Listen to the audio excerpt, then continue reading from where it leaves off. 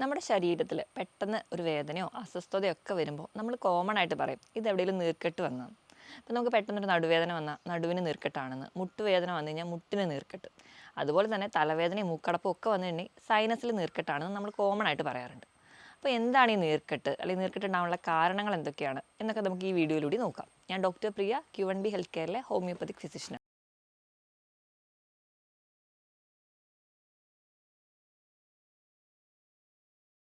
നീർക്കെട്ട് എന്ന് പറയുന്നത് നമുക്ക് എല്ലാവർക്കും ഭയങ്കര കോമൺ ആയിട്ട് കേൾക്കുന്ന ഒരു വാക്ക് തന്നെയാണ്. കാരണം നമ്മളെല്ലാവരും എപ്പോഴെങ്കിലുമൊക്കെ നീർക്കെട്ട് കൊണ്ട് ഉള്ള ബുദ്ധിമുട്ടുകൾ നമ്മൾ അനുഭവിച്ചിട്ടുമുണ്ട്. ഈ നീർക്കെട്ട് ഉണ്ടാവാനുള്ള കാരണം എന്താണെന്ന് ആദ്യം തന്നെ നോക്കാം. നമ്മുടെ ശരീരത്തിൽ ബ്ലഡ് സർക്കുലേഷൻ കൂടാതെ തന്നെ ലിംഫാറ്റിക് സർക്കുലേഷൻ എന്നൊരു സർക്കുലേറ്ററി പാത്വേ ഉണ്ട്. നമുക്ക് അധികം ആൾക്കാർക്കൊന്നും അതിനെക്കുറിച്ച് വലിയ ഒരു ഐഡിയ ഇല്ല. നമ്മുടെ ശരീരത്തിലെ ഓരോ കോശങ്ങൾക്ക് വേണ്ട ന്യൂട്രിയൻസും ഓക്സിജനും ഒക്കെ സപ്ലൈ ചെയ്യുന്നത് നമ്മുടെ രക്തം വഴിയാണ്. അപ്പോൾ നമ്മുടെ രക്തത്തിലെ സെൽസ് എല്ലാം കൂടി ചെന്നിട്ട് ഓരോരോ കോശങ്ങൾ ചെന്ന് ന്യൂട്രിയൻസും എനർജിയും ഒക്കെ സപ്ലൈ ചെയ്യുന്നുണ്ട്. അപ്പോൾ ഇത് സപ്ലൈ ചെയ്ത് കഴിഞ്ഞ് കഴിഞ്ഞാൽ മിച്ചം വരുന്നത് അല്ലെങ്കിൽ അതിൻ്റെ തന്നെ ചില കോശങ്ങളെല്ലാം കൂടി നമ്മുടെ ശരീരത്തിലുള്ള ഒരു ബോഡി സ്പേസിൽ ഒരു ഫ്ലൂയിഡ് സ്പേസിലോട്ട് ഇറങ്ങും. ഈ ഇറങ്ങിയ ഫ്ലൂയിഡ് തിരിച്ച് ബ്ലഡ് സർക്കുലേഷനിലോട്ട് കയറില്ല. പകരം അവർ കയറുന്നതാണ് ലിംഫാറ്റിക് പാത്വേ അല്ലെങ്കിൽ ലിംഫാറ്റിക് ചാനലിലോട്ട് കയറും. ഈ ഒരു സർക്കുലേഷനാണ് ലിംഫ് ഫ്ലൂയിഡായിട്ട് നമുക്ക് നടക്കുന്നത്. ഇതിൻ്റെ മെയിൻ പ്രവർത്തനം എന്ന് പറഞ്ഞാൽ ഒന്ന് ഈ ന്യൂട്രിയൻ സപ്ലൈ തന്നെയാണ്. രണ്ടാമതെന്ന് പറഞ്ഞാൽ പ്രതിരോധ മെക്കാനിസം അല്ലെങ്കിൽ ആ ഒരു പ്രതിരോധ ശക്തി ഉണ്ടാക്കുക എന്നൊക്കെയാണ്. അപ്പോൾ നമുക്ക് എന്തെങ്കിലും ഒരു മുറിവ് വന്നിട്ടുണ്ടെങ്കിൽ നമുക്കറിയാം ആ ഉടനെ തന്നെ അവിടെ ഒരു നീർക്കെട്ട് വരിക അല്ലെങ്കിൽ ഒരു വീക്കം വരുന്നതൊക്കെ കാണാറുണ്ട്. അപ്പോൾ നമ്മുടെ ശരീരത്തിൽ അതുപോലെ തന്നെയാണ് ബാക്ടീരിയകളോ വൈറസോ എന്ത് വന്നു കഴിഞ്ഞാലും നമ്മുടെ ശരീരം പെട്ടെന്ന് അതിനെ റെസ്പോണ്ട് ചെയ്യുന്നത് ഈ പറയുന്ന ലിംഫിൻ്റെ സഹായത്തോടെയാണ്. ഈ ലിംഫിൽ നമ്മുടെ ബ്ലഡ് വെസൽസിൽ കാണുന്ന പോലെ ചെറിയ ചെറിയ വാൽവുകളുണ്ട്. ഓരോ ചെക്ക് പോയിന്റ് പോലെ ലിംഫ് നോഡ് എന്ന് പറയും. ഇവിടെയാണ് പ്രധാനപ്പെട്ട നമ്മുടെ WBC അല്ലെങ്കിൽ ശ്വേതരക്താണുക്കൾ ഇരിക്കുന്നത്.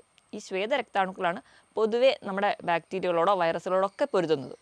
അപ്പം ഇവരെയൊക്കെ ഇരിക്കുന്ന ഈ ലിംഫ് നോഡ് അല്ലെങ്കിൽ ഈ ഒരു ലിംഫ് ഫ്ലൂയിഡ് വഴിയാണ് നമ്മുടെ ഒരു പ്രതിരോധ മെക്കാനിസം നടക്കുന്നത്. ഈ ഒരു ലിംഫ് നോഡ് വഴി തന്നെയാണ് നമുക്ക് ക്യാൻസർ പോലെയുള്ള രോഗങ്ങളുണ്ടെങ്കിൽ അതിൻ്റെ ഒരു മെറ്റാസ്റ്റാസിസ്, ഇപ്പോൾ വയറിൽ ക്യാൻസർ വന്നിട്ടുണ്ടെങ്കിൽ അത് മറ്റ് പല അവയവങ്ങളോട് സ്പ്രെഡ് ആവുന്നതും ഈ ഒരു ലിംഫ് പാത്വേ വഴി തന്നെയാണ്. അപ്പം നമ്മുടെ ശരീരത്തിന് ഈ ഒരു പ്രതിരോധ മെക്കാനിസത്തിൽ എവിടെയെങ്കിലും ഒരു താളപ്പിഴവ് വരുമ്പോഴാണ് നമുക്ക് പ്രധാനമായിട്ടും ഈ നീർക്കെട്ട് ഉണ്ടാവുന്നത്. അപ്പം അത് ഏത് തരത്തിലുള്ള ഇഞ്ചുറിയും ആവാം. ഇപ്പം നമുക്ക് വീണാലോ, നമ്മളൊന്ന് വണ്ടി ഓടിക്കുക അല്ലെങ്കിൽ സൈക്കിൾ ഓടിക്കുമ്പോൾ ഒരു കുട്ടി വീണ് കഴിഞ്ഞാൽ ആ ഉണ്ടാവുന്ന ഇഞ്ചുറിയിൽ അവിടെ പെട്ടെന്ന് നീർക്കെട്ട് വരുന്നു, അടുത്ത ദിവസം ആകുമ്പോഴത്തേക്കും കുട്ടിക്ക് പനി വരുന്നു, അങ്ങനെയുള്ള ബാക്കി ഫോളോ അപ്പ് ചെയ്ത് ഒരുപാട് കണ്ടീഷൻസ് വരുന്നുണ്ട്. ഇതുപോലെ തന്നെയാണ് നമ്മുടെ ശരീരത്തിലെ പല പല അവയവങ്ങളിലും നടക്കുന്നത്. അതുകൊണ്ട് തന്നെയാണ് നീർക്കെട്ട് ഉണ്ടാവാൻ പല പല കാരണങ്ങൾ ഉണ്ടാകുന്നത്. ഇപ്പോൾ ഒന്നാമതായിട്ട് മെക്കാനിക്കൽ ഇഞ്ചുറി നോക്കുകയാണെങ്കിൽ ഞാൻ ഈ പറഞ്ഞ പോലെ ചെറിയ ചെറിയ മുറിവുകൾ, ഇപ്പോൾ നമ്മൾ ഒരു പൂന്തോട്ടത്തിൽ ഇറങ്ങി കഴിഞ്ഞാൽ അവിടെ നിന്ന് ഒരു മുള്ളു കുത്തിക്കഴിഞ്ഞാൽ അവിടെ തന്നെ നമുക്കൊരു നീർക്കെട്ടൊക്കെ കാണാറുണ്ട്. അല്ലെങ്കിൽ നമ്മൾ വണ്ടിയിൽ നിന്നുള്ള വീഴ്ചകളോ അങ്ങനെ മറ്റ് ആക്സിഡൻ്റൽ ഇഞ്ചുറീസ് ഒക്കെയാണ് ഈ മെക്കാനിക്കൽ കോസിൽ പറയുന്നത്. രണ്ടാമത് കെമിക്കൽ കോസസ്. കെമിക്കൽ എന്ന് പറയുമ്പോൾ ഇപ്പം നമുക്ക് പുളിച്ച് തകട്ടലോ നെഞ്ചരിച്ചിലോ ഒക്കെ ഉണ്ടെങ്കിൽ നമ്മുടെ ആമാശയത്തിൽ ഉണ്ടാകുന്ന ഈ ഒരു ഗ്യാസ്ട്രിക് ആസിഡ് തിരിച്ച് നമ്മുടെ അന്നനാളത്തിലോട്ട് കയറി വരും. അങ്ങനെ നമ്മുടെ ഈസോഫാഗസിൻ്റെ ചെറിയ ചെറിയ കേടുപാടുകളൊക്കെ വരുത്തി നമുക്ക് ഗ്യാസ്ട്രൈറ്റിസ് പോലെയുള്ള കണ്ടീഷൻസ് ഉണ്ടാക്കും. അതാണ് മറ്റൊരു കാരണം. ഇനി മൂന്നാമതായിട്ടാണെങ്കിൽ ഓട്ടോ ഇമ്മ്യൂൺ ആയിട്ടുള്ള കാരണങ്ങളും ഇങ്ങനെ പറഞ്ഞ നീർക്കെട്ടുകൾ ഉണ്ടാക്കുന്നുണ്ട്. ഓട്ടോ ഇമ്മ്യൂൺ എന്ന് പറയുമ്പോൾ നമ്മുടെ ശരീരത്തിൻ്റെ പ്രതിരോധ ശേഷി നമ്മുടെ ശരീരത്തിനെതിരെ തന്നെ ഒരു തെറ്റായ മെസ്സേജ് മൂലം പ്രതിരോധിക്കുന്നതാണ് നമുക്ക് കാണുന്നത്. അപ്പോൾ നമുക്കത് ആമവാദം പോലെയുള്ള കണ്ടീഷൻസിലൊക്കെ കാണാറുണ്ട്. ഇങ്ങനെയുള്ള കണ്ടീഷൻസിലും കാണുന്നതും ഒരു നീർക്കെട്ട് ഉണ്ടാവാനുള്ള ഒരു ലിംഫ് പാത്വേയുടെ ചേഞ്ചസ് മൂലമാണ്. ഈ പറഞ്ഞ കാരണങ്ങൾ കൂടാതെ തന്നെ ഇപ്പോൾ നമുക്കൊരു ഫുഡ് ഇൻഫെക്ഷൻ ഉണ്ടായി കഴിഞ്ഞിട്ടുണ്ടെങ്കിൽ നമ്മുടെ ഏതൊരു കേടായ ഭക്ഷണമോ അല്ലെങ്കിൽ ചീത്ത ഭക്ഷണമൊക്കെ നമ്മൾ കഴിക്കുന്നതിൻ്റെ ഭാഗമായിട്ട് നമ്മുടെ ആമാശയത്തിൽ ഗ്യാസ്ട്രിക് സെക്രീഷനിലൊക്കെ മാറ്റങ്ങൾ വരുന്നു. ഈ ഒരു ഗ്യാസ്ട്രിക് സെക്രീഷനിൽ വരുന്ന മാറ്റം നമ്മുടെ വയറിൽ കെമിക്കൽ ചേഞ്ചസ് ഉണ്ടാക്കും. ഈ ഒരു കെമിക്കൽ ചേഞ്ചസ് അവിടെ വരുന്ന ആ ഒരു ചേഞ്ചസിന് നമ്മൾ ലിംഫാറ്റിക് പാത്വേ റെസ്പോണ്ട് ചെയ്യുന്നതിൻ്റെ ഭാഗമായിട്ടാണ് നമുക്ക് ഭക്ഷണം കഴിച്ചിട്ട് എന്തെങ്കിലും ദഹനക്കേട് വരുന്ന സമയത്തൊക്കെ പനി ഉണ്ടാവുക, അല്ലെങ്കിൽ ഓക്കാനം ഛർദിൽ പോലുള്ള പ്രശ്നങ്ങൾ കാണിക്കുന്നതൊക്കെ ഒരു ബോഡിയുടെ റിയാക്ഷനാണ്. ഇതൊക്കെ നീർക്കെട്ടിലോടാണ് ചെന്നെത്തിക്കുക. ഇനി ഇത് കൂടാതെ തന്നെ ഇപ്പം ഓട്ടോ ഇമ്മ്യൂൺ കണ്ടീഷൻ പറഞ്ഞതിനോടൊപ്പം നമ്മൾ ആമവാദം പറഞ്ഞ കേസിൽ തന്നെ ടൈപ്പ് 1 ഡയബറ്റീസ് ആണെങ്കിലും അവിടെയും ഒരു ഓട്ടോ ഇമ്മ്യൂൺ കണ്ടീഷനായിട്ട് നമുക്ക് നോക്കാം. അപ്പോൾ അവിടെയാണെങ്കിലും ഈ ഒരു നീർക്കെട്ട് ഉണ്ടാവും നമ്മുടെ കോശങ്ങളെ ബാധിക്കുക എന്നുള്ളതൊക്കെ ഒരു ലിംഫിൻ്റെ പാത്വേ വഴി നടക്കുകയും അതാണ് നമുക്ക് നീർക്കെട്ട് ഉണ്ടാക്കുന്നത്. ഓരോ കോശങ്ങളും നീർക്കെട്ടാണ് നമുക്ക് ഈ കാണുന്ന നമ്മുടെ പല രോഗങ്ങളുടെയും അടിസ്ഥാന കാരണം എന്ന് പറയുന്നത്. അപ്പം ഇത് കൂടാതെ തന്നെ നമ്മുടെ ചില ജീവിതശൈലിയിൽ ഉണ്ടാകുന്ന മാറ്റങ്ങൾ, പ്രത്യേകിച്ച് വ്യായാമമൊന്നുമില്ല, അല്ലെങ്കിൽ നമ്മുടെ ഫുഡ് ഹാബിറ്റ് എന്ന് പറയുന്നത് അധികം മധുരം ചേർന്ന ഭക്ഷണങ്ങൾ അല്ലെങ്കിൽ ഒരുപാട് പ്രോസസ്സ് ചെയ്ത ഭക്ഷണങ്ങളാണെങ്കിൽ ഇത് നമ്മുടെ ശരീരത്തിലെത്തുകയും നമ്മുടെ ശരീരത്തിൽ ചെറിയ ചെറിയ നീർക്കെട്ടുകൾ ഉണ്ടാകും. ഇങ്ങനെ ഉണ്ടാക്കുന്നതിൻ്റെ ഭാഗമായിട്ടാണ് നമുക്ക് പിന്നീട് ഫാറ്റി ലിവർ പോലെയുള്ള കണ്ടീഷൻസ് ഉണ്ടാകുന്നത്. അപ്പോൾ തുടക്കത്തിൽ എന്ന് പറയുമ്പോൾ നമ്മുടെ കോശങ്ങൾക്കൊക്കെ നീർക്കെട്ടാണ് വീഴ്ത്തുക. ഇത് നമ്മൾ ഡെവലപ്പ് ചെയ്യുക അല്ലെങ്കിൽ നമ്മൾ സീരിയസ് ആയിട്ട് എടുക്കാത്ത കണ്ടീഷൻസിലാണ് നമുക്ക് ഫാറ്റി ലിവർ പ്രോഗ്രസ് ചെയ്ത് ലിവർ സിറോസിസിലോട്ട് പോകുന്നത്. അപ്പോൾ ബേസിക് ആയിട്ട് നോക്കുകയാണെങ്കിൽ മിക്ക രോഗങ്ങളുടെയും ഒരു സ്റ്റാർട്ടിങ് എന്ന് പറയുന്നത് നീർക്കെട്ടായിരിക്കും. അപ്പോൾ നമ്മൾ ആ നീർക്കെട്ട് വരുന്ന സ്റ്റേജിൽ തന്നെ അതിന് വേണ്ടത്ര ഇമ്പോർട്ടൻസ് കൊടുക്കാത്തതുകൊണ്ടാണ് അത് ഡെവലപ്പ് ചെയ്ത് പോകുന്നത്. ഇപ്പോൾ ഫാറ്റി ലിവറിൻ്റെ കേസ് എടുക്കുകയാണെങ്കിൽ അതിൻ്റെ ആദ്യത്തെ സ്റ്റേജ് എന്ന് പറഞ്ഞാൽ നീർക്കെട്ടാണ്. ലിവറിൻ്റെ കോശങ്ങൾക്ക് ചുറ്റും ആണ് ആദ്യമായി നീർക്കെട്ട് വരിക. പിന്നെ ഇത് നമ്മുടെ ലിവറിൻ്റെ കോശങ്ങളെ ബാധിക്കുന്നു. അത് പിന്നെ ഡെവലപ്പ് ചെയ്തിട്ട് മൊത്തത്തിൽ ലിവറിൻ്റെ ഫംഗ്ഷനെ ബാധിക്കുന്നു. പിന്നെ ലിവർ ചുരുങ്ങിപ്പോയി ഒരു കൊട്ട തേങ്ങയുടെ ആ ഒരു ഫോമിലോട്ട് മാറുക. അതാണ് നമ്മൾ ലിവർ സിറോസിസ് ആയിട്ട് പ്രസൻറ്റ് ചെയ്യുക. അപ്പം എല്ലാത്തിൻ്റെയും ആദ്യത്തെ ഒരു സ്റ്റേജ് എന്ന് പറഞ്ഞിട്ടുണ്ടെങ്കിൽ ഈ ഒരു കണ്ടീഷൻ തന്നെയാണ്, അല്ലെങ്കിൽ നീർക്കെട്ടാണ്. ഇനി ഇത് കൂടാതെ തന്നെ നമുക്ക് മെൻ്റൽ സ്ട്രെസ്സൊക്കെ ഉള്ളവരാണെങ്കിൽ, നമുക്ക് നല്ലപോലെ ഉറക്കം കിട്ടുന്നില്ല അല്ലെങ്കിൽ ഉറക്കം കൂടുതലായിട്ടുള്ളവരാണെങ്കിൽ കൂടി നമ്മുടെ ആ ഒരു ജീവിതശൈലി പ്രോപ്പർ അല്ലെങ്കിൽ ഇപ്പം മെൻ്റൽ സ്ട്രെസ്സിൻ്റെ ഒരു കേസ് എടുക്കുകയാണെങ്കിൽ നമ്മുടെ ശരീരത്തിൽ ഹോർമോണൽ ചേഞ്ചസ് ഉണ്ടാക്കും. ഹോർമോണൽ ചേഞ്ചസ് എന്ന് പറയുമ്പോൾ കൂടുതലും സെക്സ് ഹോർമോൺ ഉണ്ടാകുന്ന ചേഞ്ചസ് ആണ്. അപ്പം മെയിൽ കേസിലെടുക്കുകയാണെങ്കിൽ ഒരു ടെസ്റ്റോസ്റ്റെറോണിൻ്റെ ലെവലും ഫീമെയിൽ കേസിലെടുക്കുകയാണെങ്കിൽ ഈസ്ട്രോജൻ്റെ ലെവലിലൊക്കെ ഒരുപാട് വേരിയേഷൻസ് കാണിക്കും. അത് കുറച്ച് ഒരു ഓൾഡ് ഏജ് ആകുമ്പോൾ പൊതുവേ നമ്മുടെ ശരീരത്തിൽ ഹോർമോണൽ ഇംബാലൻസ് കാണിക്കാറുണ്ട്. അതുകൊണ്ട് തന്നെയാണ് ഈ പ്രായമായവർ പറയാറുണ്ട് കാല് തൂക്കിയിടുമ്പോഴത്തേക്ക് നീര് വരുന്നു അല്ലെങ്കിൽ നീർക്കെട്ട് വെക്കുന്നു എന്നൊക്കെ. അതിന് ഏറ്റവും വലിയ ഉദാഹരണം എന്ന് പറയുന്നത് ഈ ഒരു ഹോർമോണൽ ചേഞ്ചസിൽ ഉണ്ടാകുന്നതുകൊണ്ടാണ്. അതുകൊണ്ട് തന്നെയാണ് കുറച്ചുകൂടെ അധികം ഈ നീർക്കെട്ടിൻ്റെ ബുദ്ധിമുട്ടുകൾ നമ്മൾ ഒരു ഓൾഡ് ഏജിലോട്ട് കൂടുതലായിട്ടും അനുഭവിക്കുന്നത്. ഇനി ഇത് കൂടാതെ തന്നെ മറ്റൊരു കാരണം എന്ന് പറഞ്ഞാൽ നമുക്ക് പുകവലി, മദ്യപാനം പോലുള്ള ശീലങ്ങളുണ്ടെങ്കിലാണ്. അപ്പം പുകവലിക്കുന്നവരാണെങ്കിൽ കൂടി അല്ലെങ്കിൽ മദ്യപിക്കുന്നവരാണെങ്കിൽ കൂടി അത് നമ്മുടെ ശരീരത്തിന് ദോഷമാണ്. അപ്പം മദ്യപിക്കുക എന്ന് പറയുമ്പോൾ അസറ്റാൽഡിഹൈഡ് ഫോർമേഷൻ അവിടെ നടക്കും. നമ്മൾ കഴിക്കുന്നത് അല്ലെങ്കിൽ നമ്മുടെ ആൽക്കഹോൾ കൺവേർട്ട് ചെയ്ത് അസറ്റാൽഡിഹൈഡ് ഉണ്ടാകുന്നു. ഇത് കോശങ്ങളിൽ നീർക്കെട്ടുണ്ടാക്കും. ബേസിക്കായിട്ട് ആദ്യം തന്നെ ലിവറിൻ്റെ കോശങ്ങളാണ് നീർക്കെട്ടുണ്ടാക്കുക.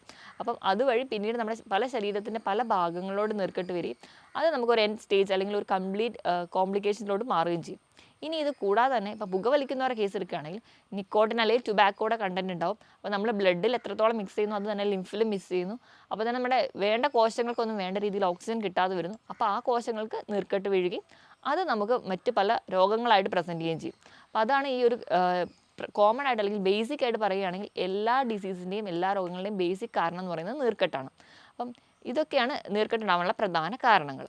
ഇനിയിപ്പോൾ നീർക്കെട്ട് ഉണ്ടാകുന്നത് നമ്മൾ കോമൺ ആയിട്ട് രണ്ടായിട്ടാണ് ഡിവൈഡ് ചെയ്തിരിക്കുന്നത്, അക്യൂട്ട് എന്നും ക്രോണിക് എന്നും. അക്യൂട്ട് എന്ന് പറഞ്ഞാൽ പെട്ടെന്ന് ഉണ്ടാകുന്ന ഇഞ്ചുറി, ഇപ്പം മെക്കാനിക്കൽ ഇഞ്ചുറി, ഞാൻ പറഞ്ഞതുപോലെ ചെറിയ ചെറിയ മുറിവുകളോ ചതവുകൾ, വീഴ്ചകൾ, ഇതൊക്കെ നമുക്ക് അക്യൂട്ടിലോട്ട് വരാം. ഇനി ക്രോണിക് എന്ന് പറഞ്ഞിട്ടുണ്ടെങ്കിൽ കുറച്ച് നാളുകളായി നീണ്ടു നിൽക്കുന്നതിന് നമ്മൾ അറിയാതെ പോകുന്നതായിട്ടുള്ള നീർക്കെട്ടുകൾ. അതിന് ഏറ്റവും വലിയ ഉദാഹരണം എന്ന് പറഞ്ഞാൽ ഫാറ്റി ലിവറാണ്. ഞാൻ പറഞ്ഞതുപോലെ ഡെവലപ്പ് ചെയ്ത് വരുന്ന ഒരു നീർക്കെട്ടാണ് ഫാറ്റി ലിവർ എന്നുള്ളത്. അപ്പോൾ പ്രധാനമായിട്ടും ഈ രണ്ടായിട്ടാണ് ഡിവൈഡ് ചെയ്തിരിക്കുന്നത്. ഇനി നീർക്കെട്ടുകൾ ഉണ്ടാക്കുന്ന ഭക്ഷണം ഏതൊക്കെയാണെന്ന് നോക്കാം. ഏറ്റവും ഒന്നാമതായി പറയുകയാണെങ്കിൽ പഞ്ചസാരയാണ്. ഇപ്പോൾ പഞ്ചസാരയിൽ ഗ്ലൂക്കോസും ഉണ്ട്, ഫ്രക്ടോസും ഉണ്ട്. അപ്പോൾ ഗ്ലൂക്കോസിനേക്കാളും കൂടുതൽ ആപത്ത് എന്ന് പറയുന്നത് ഫ്രക്ടോസാണ്. ഈ ഫ്രക്ടോസാണ് നമ്മുടെ ശരീരത്തിൽ കൂടുതലും നീർക്കെട്ട് ഉണ്ടാക്കുന്നത്. ഫ്രക്ടോസ് കഴിക്കുന്നത് കൊണ്ട് നമുക്ക് ഈ പറഞ്ഞ രീതിയിലുള്ള നീർക്കെട്ട് നിന്ന് നമുക്ക് പല രോഗങ്ങളും ഉണ്ടാകുന്നുണ്ട്. അപ്പം ഏതൊക്കെ രോഗങ്ങളാണ് പൊതുവേ നമ്മൾ ഈ മധുരം കഴിക്കുന്നതുകൊണ്ട് ഉണ്ടാകുന്നത് നോക്കാം. അത് നോക്കിക്കഴിഞ്ഞിട്ടുണ്ടെങ്കിൽ ഏറ്റവും ആദ്യം ഞാൻ പറഞ്ഞ ഫാറ്റി ലിവർ, ഡയബറ്റിസ്, PCOD, ഇതൊക്കെ ബേസ് ആയിട്ടുള്ളത് നീർക്കെട്ടാണ്. അതൊക്കെ ഡെവലപ്പ് ചെയ്തുമ്പോഴാണ് മറ്റ് പല ഒവേറിയൻ കണ്ടീഷനിലോട്ട് പോകുന്നത്. ഇപ്പം ഫസ്റ്റ് ഫാറ്റി ലിവർ ഞാൻ നേരത്തെ പറഞ്ഞതുപോലെ, അതുപോലെ തന്നെ ഡയബറ്റീസിൻ്റെ കേസ് ആണെങ്കിൽ അധികമായിട്ട് ഫ്രക്ടോസ് ചെല്ലുകയും അപ്പോൾ നമ്മുടെ ശരീരത്തിൽ നമ്മുടെ പാൻക്രിയാസ് ഗ്രന്ഥികളിൽ നീർക്കെട്ടുണ്ടാവും. പാൻക്രിയാസ് ഗ്രന്ഥിയിലെ ബീറ്റ സെൽസാണ് ഇൻസുലിൻ എന്ന് പറയുന്ന ഹോർമോണിനെ കൺട്രോൾ ചെയ്യുന്നതും പ്രൊഡ്യൂസ് ചെയ്യുന്നതും. അപ്പോൾ ഈ ഒരു ഹോർമോണിൽ ഉണ്ടാകുന്ന ചേഞ്ചസ് ആണ് ടൈപ്പ് 2 ഡയബറ്റീസിലോട്ട് പോകുന്നത്. അപ്പോൾ അതുമൂലവും നമുക്ക് നീർക്കെട്ട് ഉണ്ടാകുന്നതിൻ്റെ ഭാഗമായിട്ട് ടൈപ്പ് 2 ഡയബറ്റീസിലോട്ട് പോകുന്നുണ്ട്. ഇനി PCODയുടെ കണ്ടീഷൻ എടുക്കുകയാണെങ്കിൽ നമ്മൾ അധികമായിട്ട് ഫ്രക്ടോസ് ഇവിടെയും ചെല്ലുന്നുണ്ടെങ്കിൽ അത് നമ്മുടെ ഒവേറിയൻ സെല്ലുകളിൽ ചെറിയ ചെറിയ മാറ്റങ്ങൾ ഉണ്ടാക്കുകയും ഇങ്ങനെ ഒവേറിയൻ സെല്ലിൽ ഉണ്ടാകുന്ന നീർക്കെട്ടുകളാണ് നമുക്ക് PCOD അല്ലെങ്കിൽ പോളിസിസ്റ്റിക് ഒവേറിയൻ ഡിസീസ് ആയിട്ട് കാണുന്നത്. അതുപോലെ തന്നെയാണ് യൂട്രസിൽ ഉണ്ടാകുന്ന ഫൈബ്രോയിഡ് അല്ലെങ്കിൽ മറ്റ് ഒവേറിയൻ ട്യൂമേഴ്സിനൊക്കെ കാണുന്നത്. ഇവിടെയൊക്കെ നമ്മുടെ ഭക്ഷണത്തിൽ അല്ലെങ്കിൽ നമ്മൾ അധികമായിട്ട് മധുരം കഴിക്കുക അല്ലെങ്കിൽ അധികമായിട്ട് ഫ്രക്ടോസ് അടങ്ങിയ ഭക്ഷണങ്ങൾ കഴിക്കുകയാണെങ്കിൽ ഇതൊക്കെ നമ്മുടെ ശരീരത്തിലെ ഓരോ കോശങ്ങളും നീർക്കെട്ടുണ്ടാക്കും. ഇതാണ് മറ്റ് പല രോഗങ്ങളിലേക്ക് നമ്മൾ ഡെവലപ്പ് ചെയ്ത് എത്തിക്കുന്നത്. അപ്പോൾ ഈ ഫ്രക്ടോസ് എന്ന് പറഞ്ഞാൽ നമ്മൾ കരുതും നമ്മൾ മധുരമുള്ള ഒന്നും കഴിക്കുന്നില്ലല്ലോ അല്ലെങ്കിൽ അധികമായിട്ട് പഞ്ചസാര ഉപയോഗിക്കുന്നില്ലല്ലോ എന്ന്. നമ്മൾ അധികം ബേക്കറിയിൽ നിന്ന് വാങ്ങുന്ന മിക്ക പ്രൊഡക്ട്സിലും മധുരം കുറച്ച് ഇരട്ടിപ്പിക്കാൻ വേണ്ടി ഇന്ന് ആഡ് ചെയ്യുന്ന എല്ലാം ഫ്രക്ടോസാണ്. ഹൈ ഫ്രക്ടോസ് കോൺ സിറപ്പുകളാണ്. അതുകൊണ്ട് തന്നെയാണ് പണ്ട് കാലത്തെ വെച്ച് നോക്കുമ്പോൾ കുറച്ചും കൂടി സ്വീറ്റ് ആയിരിക്കും നമ്മുടെ ബേക്കറി പ്രൊഡക്ട്സൊക്കെ. അപ്പോൾ അധികം ഈ സ്വീറ്റ്സ് ചെല്ലുന്നതിൻ്റെ ഭാഗമായിട്ടാണ് ഇന്ന് നീർക്കെട്ടുണ്ടാകുന്നത്. ഇനി രണ്ടാമതായിട്ട് പറയുകയാണെങ്കിൽ ട്രാൻസ് ഫാറ്റ് അടങ്ങിയിട്ടുള്ള ഭക്ഷണങ്ങൾ. അതെന്ന് പറഞ്ഞിട്ടുണ്ടെങ്കിൽ നമ്മൾ ഇന്ന് കഴിയുന്ന ബർഗർ, പിസ്സ അല്ലെങ്കിൽ നമ്മൾ ഒരുപാട് ഫ്രൈഡ് ആയിട്ടുള്ള ഭക്ഷണങ്ങൾ, ഇതെല്ലാം നമ്മൾ ട്രാൻസ് ഫാറ്റ് അടങ്ങിയിട്ടുള്ളതാണ്. ഇപ്പോൾ നമ്മൾ കേക്ക് ഉണ്ടാക്കുക ഇതിലൊക്കെ നമ്മൾ ആഡ് ചെയ്യുന്നതെന്ന് പറയുന്നത് ഈ ട്രാൻസ് ഫാറ്റ്സ് ആണ്. അപ്പോൾ ഇതുമൂലം ഇനി മൂന്നാമതായിട്ട് പറഞ്ഞാൽ പ്രോസസ്സ് ചെയ്ത ഭക്ഷണങ്ങൾ. ഇപ്പോൾ പ്രോസസ്സ് ചെയ്ത ഭക്ഷണങ്ങൾ എന്ന് പറഞ്ഞു കഴിഞ്ഞിട്ടുണ്ടെങ്കിൽ നമ്മളിപ്പം വെള്ളയരി അത് തന്നെ ഒരു പ്രോസസ്ഡ് കാർബോഹൈഡ്രേറ്റ് ആണ്. നമ്മൾ കുത്തരിക്ക് പകരം വെള്ളയരി ഉപയോഗിക്കുക. അപ്പോൾ വെള്ളയരി ഉപയോഗിക്കുന്നതിൻ്റെ ഭാഗമായിട്ട് കുത്തരിയിൽ തന്നെ ധാരാളം ഫൈബേഴ്സ് ഉണ്ട്. അതൊക്കെ നഷ്ടപ്പെട്ട് നമ്മൾ വെള്ളയരി ഉപയോഗിക്കുക. അധികമായിട്ട് മൈദ ഉപയോഗിക്കുക. അപ്പം മൈദ അടങ്ങിയ മിക്ക ഭക്ഷണങ്ങളുമാണ് നമ്മൾ കഴിക്കുന്നത്. അപ്പം അതിൻ്റെ ഭാഗമായിട്ട് ഈ പ്രോസസ്സ് ചെയ്ത ഭക്ഷണങ്ങൾ കഴിക്കുന്നതിൻ്റെ ഭാഗമായിട്ട് ഒക്കെയാണ് കൂടുതലായിട്ട് ഇന്ന് നമുക്ക് ശരീരത്തിൽ നീർക്കെട്ടുണ്ടാവുന്നത്. ഇത് കൂടാതെ തന്നെ നമ്മൾ കഴിക്കുന്ന ആർട്ടിഫിഷ്യൽ സ്വീറ്റ്നസ്, പ്രധാനമായിട്ട് ആസ്പാർട്ടയും കണ്ടൻസ് വരുന്ന ടിങ്ഡ് ഫ്രൂട്ട്സ്, നമ്മൾ ജ്യൂസസ് ഒക്കെ അല്ലെങ്കിൽ കാർബണേറ്റഡ് ഡ്രിങ്ക്സിലൊക്കെ കാണാറുണ്ട്. അപ്പോൾ ഇത് കൂടുതലായിട്ട് കുടിക്കുന്നവർക്ക്, അതുപോലെ തന്നെ കെസീൻ്റെ കണ്ടൻറ്റ് നമ്മൾ അധികമായിട്ട് എടുക്കുന്നുണ്ടെങ്കിൽ, കെസീൻ എന്ന് പറഞ്ഞാൽ പാലിലുള്ള പ്രോട്ടീനാണ്. അധികമായിട്ട് പാൽ കുടിക്കുന്ന ആൾക്കാർക്ക് ഒരു സ്റ്റഡിയിൽ പറയുന്നത് ഓട്ടോ ഇമ്മ്യൂണായിട്ട് റുമറ്റോയിഡ് ആർത്രൈറ്റിസ് ഉണ്ടാകുന്നതായിട്ട് കാണാം. അപ്പോൾ ഇങ്ങനെ അധികമായിട്ട് കെസീൻ നമ്മൾ കഴിക്കുന്നുണ്ടെങ്കിൽ അത് ചില ആൾക്കാരിൽ ഓട്ടോ ഇമ്മ്യൂണി കണ്ടീഷൻസ് ഒക്കെ ഉണ്ടാക്കുന്നതായിട്ട് പഠനങ്ങൾ പറയുന്നത് പോലെ നമ്മൾ അധികമായിട്ട് പാൽ കഴിക്കുന്നവർക്ക് ഇത് വരുന്നുണ്ട്. അതുപോലെ തന്നെ ആൽക്കഹോളിൻ്റെ ഉപയോഗം, ആൽക്കഹോൾ എങ്ങനെയാണ് ഒരു നീർക്കെട്ട് ഉണ്ടാക്കുന്നതെന്ന് ഞാൻ ആദ്യമേ പറഞ്ഞിരുന്നു. അപ്പോൾ ആൽക്കഹോളിൻ്റെ ഉപയോഗം കൊണ്ടും ശരീരത്തിൽ നീർക്കെട്ട് ഉണ്ടാകുന്നത്. അപ്പോൾ ഇങ്ങനത്തെയുള്ള ഈ ഭക്ഷണങ്ങൾ, ഞാൻ ഈ പറഞ്ഞ 5-6 ഭക്ഷണങ്ങൾ നിങ്ങൾ കഴിവതും കുറയ്ക്കുകയാണെങ്കിൽ തന്നെ ഒരു പരിധി വരെ നമുക്ക് ഈ നീർക്കെട്ട് ഉണ്ടാവുകയും അത് മൂലമുണ്ടാകുന്ന മറ്റ് പല ഡിസീസസും നമുക്ക് തടയാൻ പറ്റും. ഇനി എന്തൊക്കെ ഭക്ഷണങ്ങളാണ് നമ്മൾ കഴിക്കേണ്ടത് നീർക്കെട്ട് കംപ്ലീറ്റ് ആയിട്ട് മാറാനെന്ന് നോക്കിക്കഴിഞ്ഞാൽ ഏറ്റവും ആദ്യം പറയുകയാണെങ്കിൽ പഴവർഗ്ഗങ്ങളാണ്. അതുപോലെ തന്നെ ഇലക്കറികളും പച്ചക്കറികളും. പഴവർഗ്ഗങ്ങൾ എന്ന് പറയുമ്പോൾ കൂടുതൽ നിങ്ങൾ ജ്യൂസാക്കി കഴിക്കാതെ മാക്സിമം നിങ്ങൾ കട്ട് ചെയ്ത് കഴിക്കുക. അപ്പം സീസണൽ ഫ്രൂട്ട്സ് ഒക്കെ കട്ട് ചെയ്ത് കഴിക്കുകയാണെങ്കിൽ നിങ്ങൾക്ക് ധാരാളം ഫൈബേഴ്സ് കിട്ടും. അപ്പോൾ നമ്മുടെ ശരീരത്തിൽ എന്തെങ്കിലും ഒരു വേസ്റ്റ് പ്രോഡക്ട്സ് ഉണ്ടെങ്കിൽ അത് നമുക്ക് വൻകുടൽ വഴി പുറത്തേക്ക് പുറന്തള്ളാൻ പറ്റും. അപ്പോൾ ഒന്നാമത്തെ ഏറ്റവും വലിയ ഗുണം എന്ന് പറഞ്ഞിട്ടുണ്ടെങ്കിൽ ഈ പഴവർഗ്ഗങ്ങൾ കഴിക്കുന്നത് ഈ ഫൈബർ കിട്ടാൻ വേണ്ടിയിട്ടാണ്. അതുപോലെ തന്നെയാണ് ഇലക്കറികളും പച്ചക്കറികളും. ധാരാളം ഫൈബേഴ്സും അതുപോലെ തന്നെ ഇതിലൊക്കെ ധാരാളം ആൻറ്റി ഓക്സിഡൻസ് അടങ്ങിയിട്ടുണ്ട്.